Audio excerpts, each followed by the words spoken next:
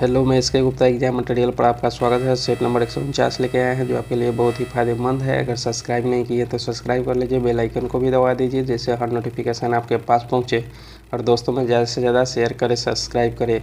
BPSC teacher के लिए ये द मोस्ट इम्पोर्टेंट क्वेश्चन है और बीपीएससी का यह पूछा हुआ क्वेश्चन है। अगर आप कोई भी एग्ज़ाम का तैयारी करते हैं तो आपके लिए भी यह बहुत अच्छा क्वेश्चन है। आप लोग अच्छे से ध्यान से देखें और जो अगर हम लिखाते हैं या कोई भी क्वेश्चन का डिस्क्राइब करते हैं तो उसको लिखे आप लोग।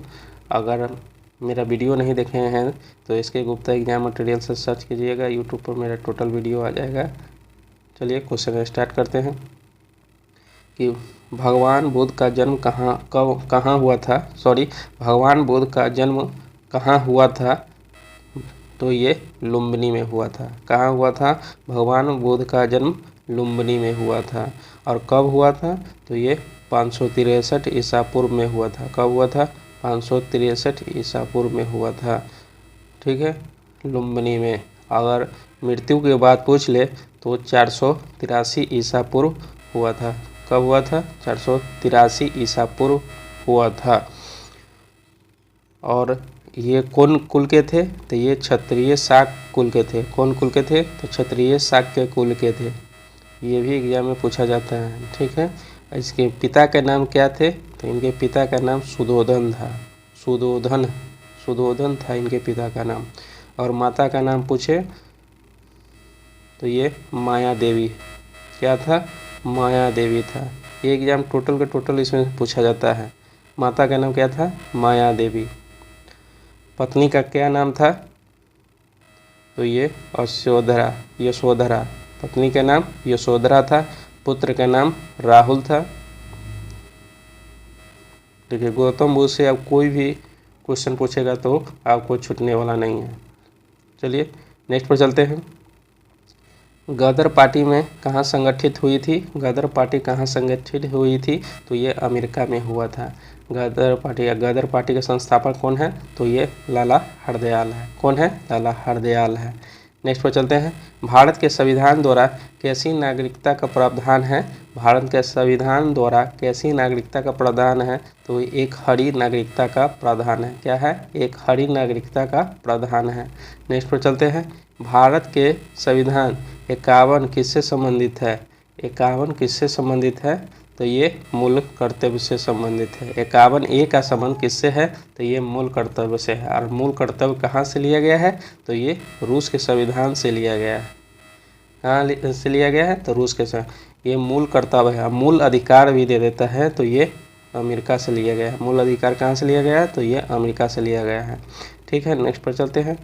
दांडी यात्रा किस आंदोलन से संबंधित है? दांडी यात्रा किस आंदोलन से संबंधित है? तो ये सविनय अवज्ञा आंदोलन से संबंधित है।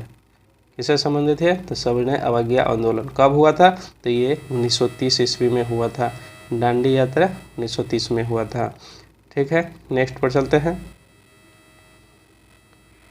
किन्हें भारत के पुनः जागरण का पिता कहा जाता है? पुनः जागरण का पिता किसे कहा जाता है? तो ये राजा राम मोहन को कहा जाता है। किसे कहा जाता है? राजा राम मोहन को कहा जाता है। नेक्स्ट पर चलते हैं कि किसने वेदों की ओर लौटने का नारा दिया था? किसने वेदों की ओर लौटने का नारा दिया? तो दयानंद सरस्वती ने दिया। किसने दिया? दयानंद सरस्वती ने दिया। दयानंद सरस्वती का बचपन का नाम क्या था? तो ये मूलाशंकर था। क्या था? मूलाशंकर था। और स्वामी विवेकानंद का अगर दे दे तो उसका नरेंद्रनाथ दत्त था। ठीक है, और स्वामी विवेकानंद के जन्मदिन पर ही 12 जनवरी को युवा दिवस मनाते हैं। ठीक है, नेक्स्ट पर चलते हैं। भारतीय संविधान की व्याख्या करने का मुख्य अधिकारी कौन है? तो ये उच्चतम न्यायालय है। कौन है? तो उच्चतम न्यायालय है। इनका उच्चतम न्यायालय की सेवानिवृत्त की आयु कितना होता है? तो ये 65 वर्ष होता है। कितना होता है? 65 वर्ष होता है। नेक्स्ट पर चलते हैं। अंतर्राष्ट्रीय अंक किसका देन है? तो ये चीन का देन है। किसका देन है? चीन का देन है। नेक्स्ट पर चलते हैं। बांध के जल से क्या बदलने में मदद मिलती है? बांध का जल से क्या बदलने में मदद मिलती है। तो ये जल ऊर्जा से विद्युत ऊर्जा में मदद मिलती है। नेक्स्ट पर चलते हैं। रसायन शास्त्र में सार्वभौमिक घुलनशील क्या है? तो ये जल है। घुलनशील क्या है? तो जल है। रसायन शास्त्र में सार्वभौमिक घुलनशील क्या है? तो ये जल है। नेक्स्ट पर चलते हैं। विटामिन डी की कमी से क्या होता है? तो ये सूखा रोग होता है। विटामिन डी से कौन सा रोग होता है? तो सूखा रोग होता है। विटामिन ए से कौन सा रोग होता है? तो रतौंधी होता है। रतौंधी होता है। विटामिन बी से क्या होता है? तो ये बेरी रोग होता है। बेरी रोग होता है।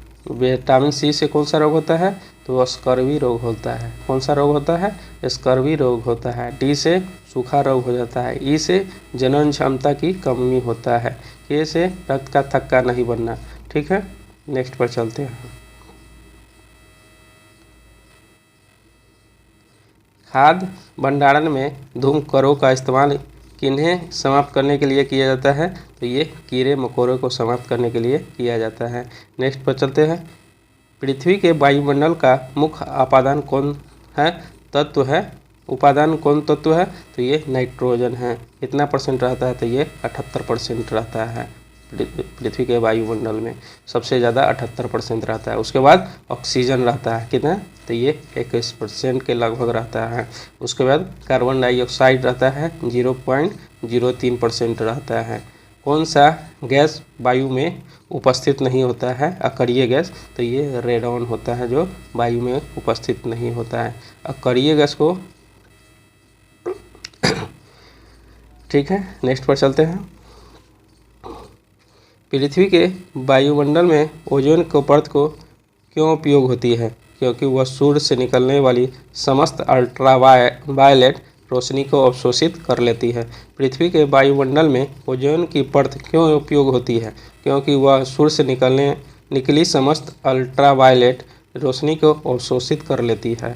ठीक है, नेक्स्ट पर चलते हैं। पौधे प्रकाश संश्लेषण में क्या उपयोग करते हैं? पौधे प्रकाश संश्लेषण में क्या उपयोग करते हैं? तो ये कार्बन डाइऑक्साइड, जल एवं सूर्य की रोशनी। ठीक है, नेक्स्ट पर चलते हैं। किसी तत्व की आणविक संख्या किसके बराबर होती है? तो न्यूट्रॉन की संख्या के बराबर होती है। नेक्स्ट पर चलते हैं। पृथ्वी की सौर प्रणाली में कितने ग्रह हैं? पृथ्वी के सौर प्रणाली में कितने ग्रह हैं? तो ये 8 ग्रह है। पहले कौन था? पहले 9 ग्रह था। उसके बाद 2006 में यम को उस श्रेणी से हटा दिया गया है क्योंकि वह सबसे बौना ग्रह है। ठीक है, सबसे बौना ग्रह यम था, उसे अब हटा दिया गया है। नेक्स्ट पर चलते हैं। परमाणु के केंद्र बिंदु में क्या होता है? तो परमाणु के केंद्र बिंदु में प्रोटॉन एवं न्यूट्रॉन होता है। नेक्स्ट पर चलते हैं। एक अश्वशक्ति किसके बराबर होता है? तो ये 746 वाट के बराबर होता है। कितने बराबर होता है? 746 वाट के बराबर होता है। बच्चों के गुब्बारे को फैलाने के लिए किस गैस का उपयोग किया जाता है? तो ये हाइड्रोजन गैस का प्रयोग किया जाता है। बच्चों के गुब्बारे को फैलाने के लिए किस गैस का उपयोग किया जाता है? तो हाइड्रोजन का उपयोग होता है। नेक्स्ट पर चलते हैं। सबसे बड़ा इलेक्ट्रोनिगेटिव तत्व कौन सा है? तो ये फ्लोरीन है। कौन है? फ्लोरीन है। नेक्स्ट पर चलते हैं। पीटकर जिस धातु को चद्दर का रूप दिया जाता है उसे क्या कहते हैं? तो ये आघातवर्धक कहलाता है। और आघातवर्धक का सबसे ज़्यादा गुण किस में पाया जाता है? तो ये सोना में होता है। सोना में होता है। उसके बाद चांदी में होता है। उसके बाद चांदी में होता है। नेक्स्ट पर चलते हैं कि किस रासायनिक वस्तु का प्रयोग चेतना शून्य करने के लिए किया जाता है? तो ये क्लोरोफ्लोरोकार्बन है। क्लोरोफॉर्म। नेक्स्ट पर चलते हैं। सरल हरात्मक गति को क्या कहा जाता है? तो ये एक आवधिक गति कहा जाता है। क्या कहा जाता है? एक आवधिक गति कहा जाता है। नेक्स्ट पर चलते हैं। एक के ऊपर एक रखे गए 2 शीशों की प्लेटों को जिनके बीच में पानी है आसानी से अलग नहीं किया जा सकता है, इसका कारण क्या है? एक के ऊपर एक रखे गए दो शीशों की प्लेटों को जिनके बीच में पानी है आसानी से अलग नहीं किया जा सकता है। इसका कारण सतही तनाव है। इसके कारण क्या है? सतही तनाव है। नेक्स्ट पर चलते हैं। भौतिक अथवा रासायनिक तुलना किस सिद्धांत पर काम करता है? तो ये लीवर के सिद्धांत पर काम करता है। नेक्स्ट पर चलते हैं।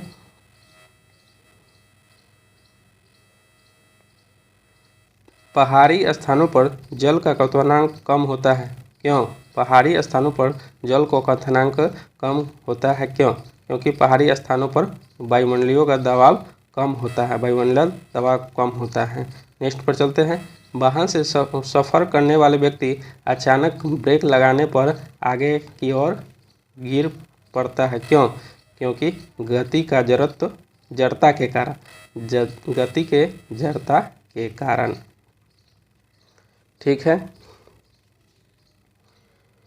नेक्स्ट पर चलते हैं। सुबह के समय यदि हवा में धुआं अधिक हो तो कोहरा भी अधिक क्यों होता है? सुबह के समय यदि हवा में धुआं अधिक हो तो कोहरा भी अधिक क्यों होता है? तो वायु में मौजूद जलवाष्प धुएं के कणों पर जमा होता है। वायु में मौजूद जलवाष्प धुओं के कणों पर जमा होता है। नेक्स्ट पर चलते हैं। जब गोली किसी लक्ष्य पर लगती है तो वह गल क्यों जाती है? जब गोली किसी लक्ष्य पर लगती है तो वह गल क्यों जाती है? इसकी गति संबंधी ऊर्जा ऊष्मा में बदल जाती है, क्योंकि यह अवरोधक द्वारा रुक जाता है। इसकी गति संबंधी ऊर्जा ऊष्मा में बदल जाती है क्योंकि यह अवरोधक द्वारा रुक जाता है। नेक्स्ट पर चलते हैं। चाय की केतली के ढक्कन में एक छेद क्यों रहता है? चाय की केतली के ढक्कन में एक छेद क्यों रहता है? चाय आसानी से उड़ेली जा सकती है क्योंकि छिद्र में हवा प्रवेश करती है। छिद्र में हवा प्रवेश करती है। किसके कारण? एग्जाम देता संवहन के कारण। ठीक है। नेक्स्ट पर चलते हैं। तराशा हुआ हीरा क्यों चमकता है? तो ये प्रकाश के कुल प्रवर्तन के कारण चमकता है। ठीक है। बाय। अगर पसंद आया तो please like, subscribe and comment करना ना भूलें।